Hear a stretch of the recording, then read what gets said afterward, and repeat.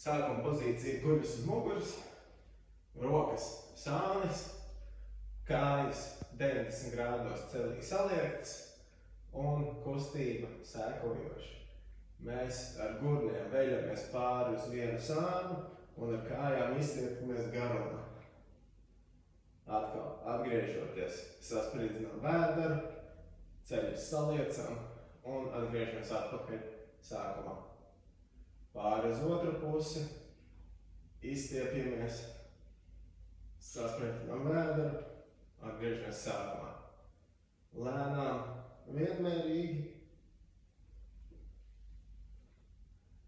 un turpinām.